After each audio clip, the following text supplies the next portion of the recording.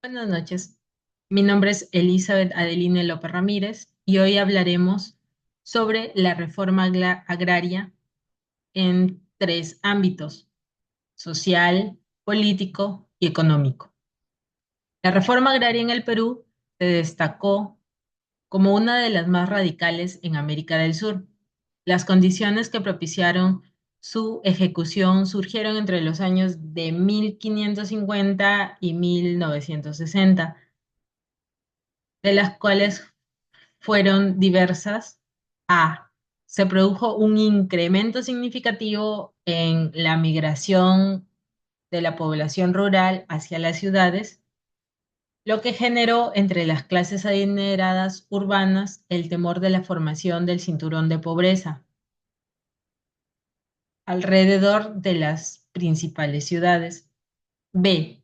Se registraron manifestaciones masivas de campesinos que en muchas ocasiones resultaron de la confiscación de tierras agrícolas. C. Existía una notable concentración de la propiedad de la tierra, una pobreza generalizada en el ámbito rural y la expansión de relaciones laborales precapitalistas, especialmente en las áreas montañosas. Y D. Había una creciente necesidad de ampliar los mercados para una industria emergente que no podía desarrollarse adecuadamente en un entorno rural con estas características. Ante esta situación, la clase política conservadora, que se oponía a la idea de una reforma agraria, se vio forzada a intervenir de alguna manera en transformar la estructura de la propiedad. Así, entre los años 1950 y 1960, una serie de eventos dieron inicio a la transformación del ámbito rural en Perú. A partir de esto, surge la siguiente pregunta. ¿Crees que la reforma agraria fue beneficiosa desde las perspectivas política, económica y social? En mi opinión, la reforma agraria no trajo beneficios en estos aspectos. A continuación, presentaré tres argumentos que sustentan mi posición.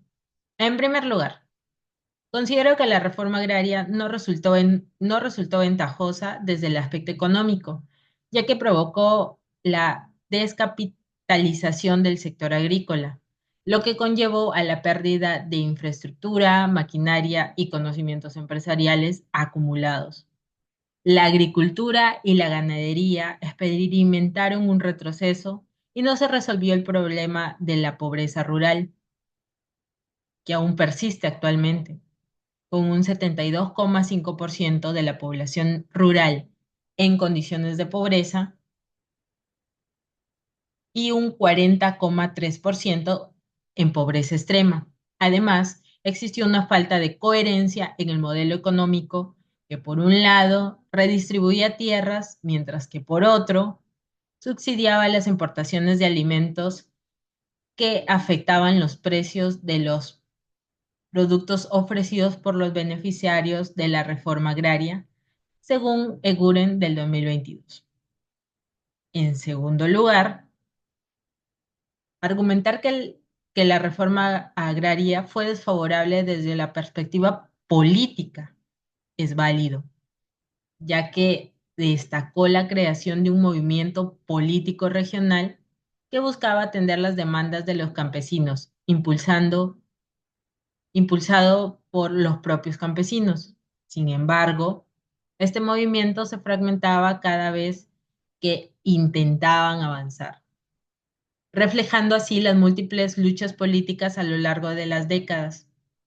Según los líderes, el triunfo de Yapanchi permitió que los campesinos tomaran conciencia de la realidad que enfrentaban, y fue con la fundación de Yapanchín que las posturas y demandas de los campesinos se concretaron políticamente.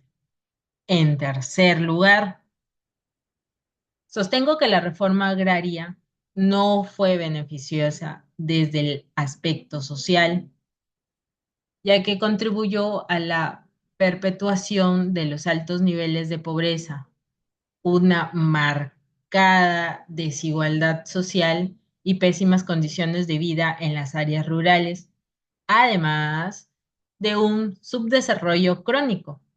En este contexto, persiste un grave problema agrario, caracterizado por la permanencia de grandes propiedades latifundarias y la alta concentración de la tierra en manos de la minoría, donde la tierra se utiliza principalmente para la explotación y el beneficio económico, mientras que en los últimos años muchas tierras cultivables han sido adquiridas para uso recreativo, según Treyes 2016. En conclusión, la reforma agraria no trajo beneficios en estos aspectos, aunque en Perú fue radical en su intento de redistribución de tierras. Esto no fue suficiente para alcanzar el desarrollo rural significativo que pretendía el gobierno militar de Juan Velasco Alvarado. Actualmente, la reforma agraria ha dejado de ser un tema prioritario en la agenda político-social del país. El fracaso de las empresas asociativas como la Cooperativa Agraria y Producción y la Sociedad Agrícola de Interés Social y su fragmentación en unidades familiares resultaron en una mayoría de pequeñas explotaciones.